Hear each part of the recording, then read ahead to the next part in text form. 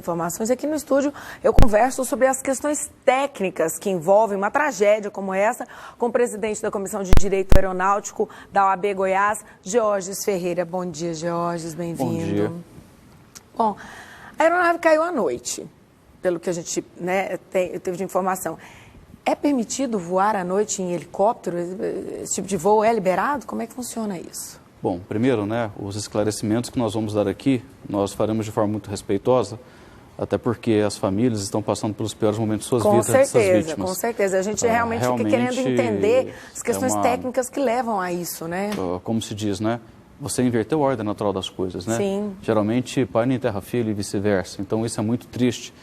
Agora... Uma dor que não tem medida, como a gente estava falando aqui enquanto a gente via a reportagem. Não. É inimaginável. Só quem está numa situação dessa para ter noção real. Agora, porque, inclusive, a aviação aqui em Goiás é um meio muito restrito.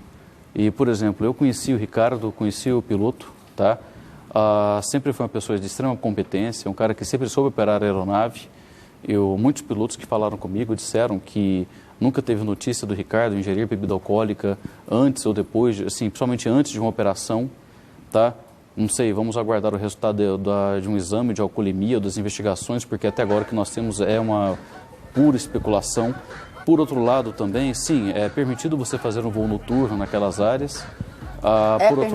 É permitido. Por outro lado, o voo noturno de helicóptero, ele sim é permitido. Agora, você precisa ter bases de apoio, você precisa ter um heliponto homologado nas proximidades, você precisa ter, por exemplo, estar próximo a uma terminal para que você possa fazer esse tipo de operação.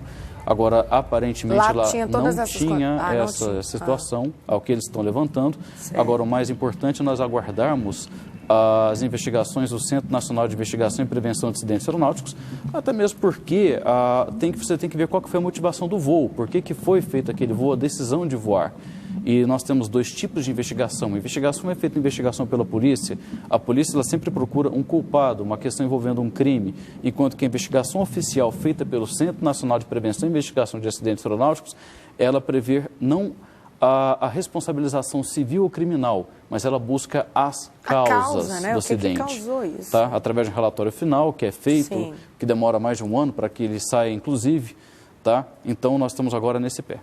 Bom, falando do que a gente teve de informação, como o senhor falou, as questões estão sendo investigadas. A sobrevivente disse que ele teria ingerido alguma bebida alcoólica, coisa que ainda vai ser comprovada se foi, se não foi, mas o fato é, o álcool para esse tipo de equipamento, vamos dizer, de aeronave, funciona da mesma forma que para os motoristas, para carro, moto, caminhão, enfim.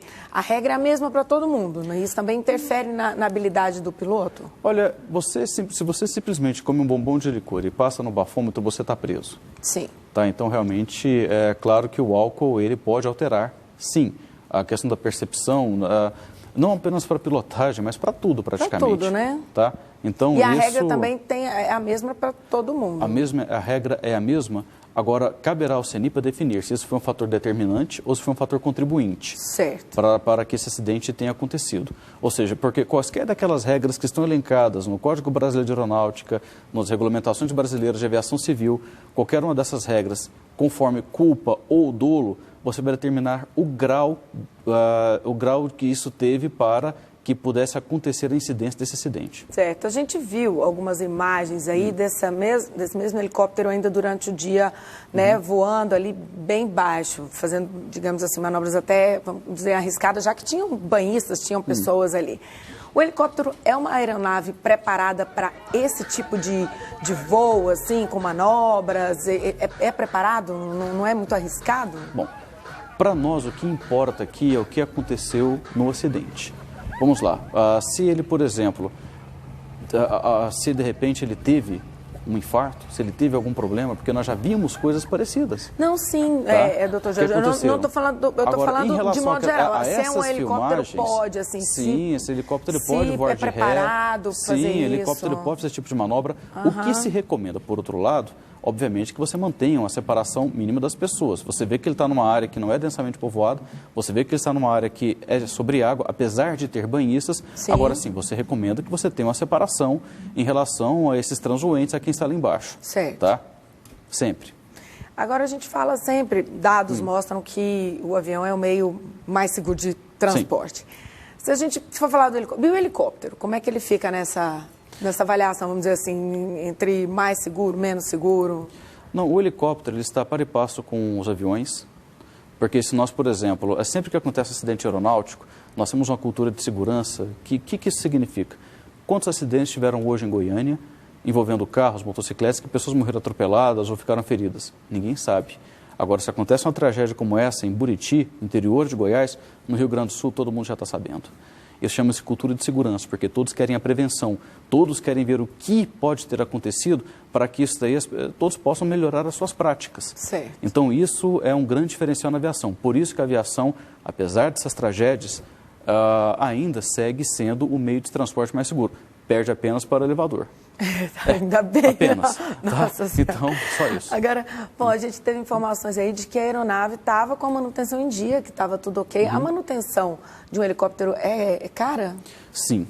Aliás, tem a manutenção que ser feita de quanto em quanto tempo? Olha, é importante a sua pergunta, porque tanto a manutenção de aeronave quanto de um helicóptero, né, o helicóptero principalmente, e é um helicóptero que é um motor de combustão interna, que é esse Raven 2, esse Robson 44, você tem a manutenção a cada 50 horas, a cada 100 horas, tem as manutenções periódicas por calendário.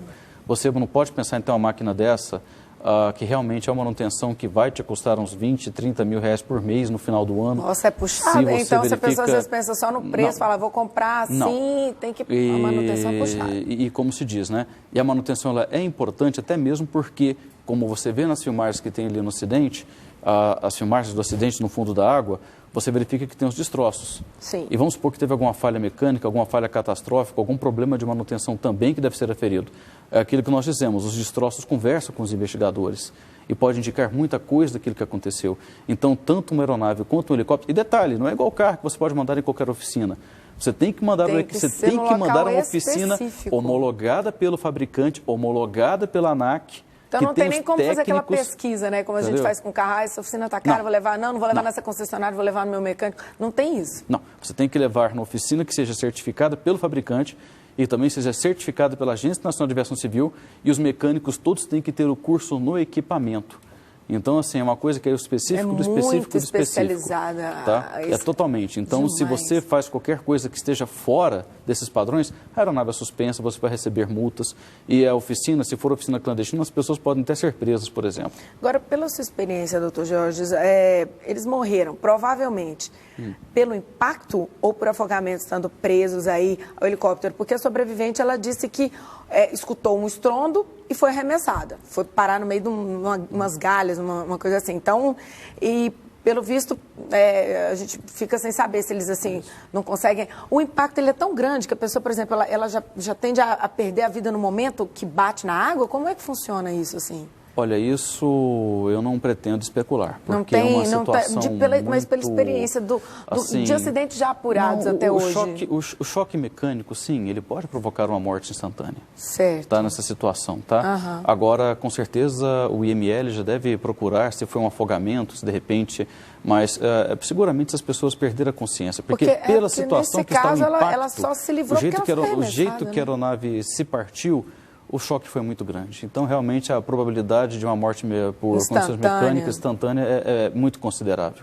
A nossa produção aqui da TV chegou a conversar com o primo do Ricardo, que era sócio dele na aeronave, e disse que ele fez um voo relativamente baixo, né, naquele momento à noite, e que foi surpreendido, que foi pego por uma rajada de vento que teria jogado o helicóptero para as galhas ali, inclusive onde a moça foi jogada.